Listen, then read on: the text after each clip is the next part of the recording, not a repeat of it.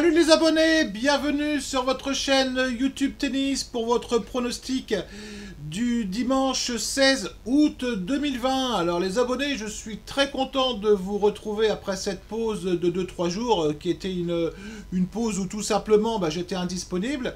Avant toute chose, je vous remercie vraiment encore pour tous vos commentaires sur la dernière vidéo où rapidement, effectivement, on va revenir sur le pronostic. En règle générale, je vous mets toujours le résultat du pronostic, soit sur votre onglet communauté, soit sur notre groupe pronostic Telegram. Donc, je vous avais proposé Soribes gagnante contre Sigmund.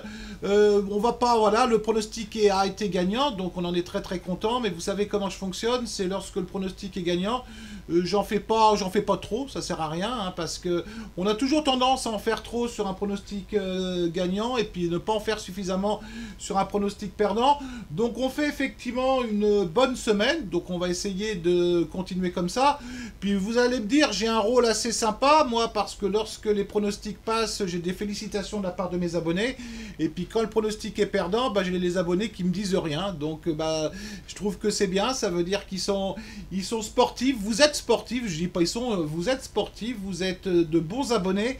Donc on va essayer de continuer comme ça. Bon, allez là, c'est de blabla, Edward. Passe au pronostic de dimanche que tu veux proposer à tes abonnés. Et on y va les abonnés. Alors pour aujourd'hui les abonnés, je vous ai préparé le match entre Alep et Mertens. Alors j'ai rien à vous cacher. Lorsque j'ai vu le match, lorsque j'ai vu les cotes, je me suis dit, vu la cote de Mertens, on aurait peut-être un truc à tenter. Mais, je me suis quand même rappelé d'une chose, et rappelez-vous sur une vidéo que je vous ai faite cette semaine, Mertens c'est une joueuse que j'aime bien bêter, les abonnés, pour la simple raison qu'elle perd très rarement contre des joueuses qui sont moins bien classées, mais elle gagne également très rarement contre des joueuses qui sont mieux classées. Alors au niveau de leur parcours cette semaine, rien à dire. Mertens effectivement a fait plusieurs bons matchs, hein. Bon, elle a eu un petit peu de mal au départ contre Paolini, elle a battu Georgie, bon, on l'avait parié d'ailleurs ce match. Elle a battu Bouchard de 7-1, je ne peux pas vous parler de ce match-là parce que je ne l'ai pas suivi. Et puis elle a aujourd'hui battu Pliskova un peu plus difficilement que le score ne le laisse apparaître. Contre une Alep, effectivement, qui a commencé son tournoi un peu difficilement, qui a été vraiment tout proche de la catastrophe contre Krejcikova, merci pour la prononciation, et puis qui vient de battre Fresh et puis Begu. Alors Begu aujourd'hui, je fais attention parce que elle me paraissait quand même légèrement blessée, hein. J'ai pas suivi le match, mais d'après les informations que j'ai eues. Alors au niveau des confrontations, c'est pour ça que déjà ça m'a donné, vous voyez, une petite idée. C'est qu'on est plutôt à 3 victoires Alep et 1 victoire Mertens. Et à chaque fois qu'Alep a battu Mertens, elle a gagné 2-7-0. Et ce qui est intéressant également, c'est qu'elle a joué Mertens 2 fois sur terre battue. C'est pas si vieux que ça. À Madrid et à Roland-Garros. Et à chaque fois, Alep a battu Mertens 2-7-0.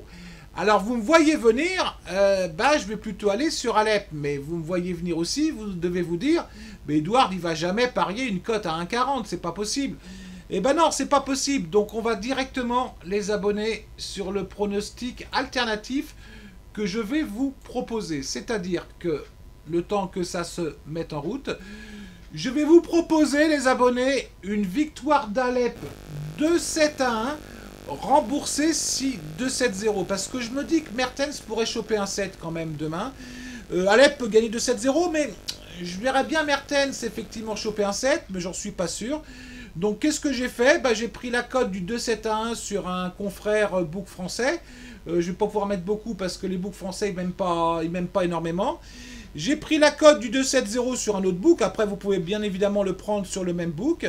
Ce qui vous fait effectivement, ce qui me faisait une cote, alors peut-être que les cotes ont un petit peu bougé, ce qui me fait une cote de 1,90. Ça veut dire quoi? Si Alep gagne de 7-1, je gagne mon pari. Si Alep gagne de 7-0, je suis remboursé. Donc au moins, je ne perds pas mon pari. Et si Mertens gagne, je suis bonbon, hein. Donc je préférais qu'Alep gagne demain. Bon, 2-7-1, ça serait parfait. Bon, 2-7-0, je veux bien l'accepter. Attention, si vous suivez ce pronostic, ne mettez pas plus de 0,5% de votre capital. Enfin, vous faites ce que vous voulez, vous allez me dire. Moi, je vais mettre effectivement 0,5% de mon capital, comme j'ai fait sur le dernier pari, parce que je me dis quelque part, c'est un pari bonus.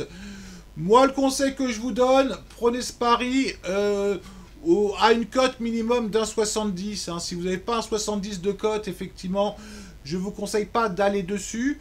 Vous pouvez le faire soit de manière manuelle, soit sur le site anabet.com, soit sur un répartiteur de mise. Donc je répète, Alep, j'allais dire Mertens, peut-être qu'effectivement ma langue fourche pour la bonne raison. Alep gagne 2-7-1, remboursé 6-2-7-0. Je pense qu'on pourra avoir un match accroché. Mais je pense quand même qu'Alep finira par s'en sortir sur ce match. Voilà les abonnés, bah écoutez, je vous souhaite une très bonne fin de nuit maintenant, à vous toutes et vous tous, et je vous dis avec plaisir, à très très bientôt, et encore un grand merci pour vos commentaires sur la vidéo précédente, vraiment, vous êtes des abonnés très très sympas. Allez, j'arrête de péter les plombs, ciao les abonnés.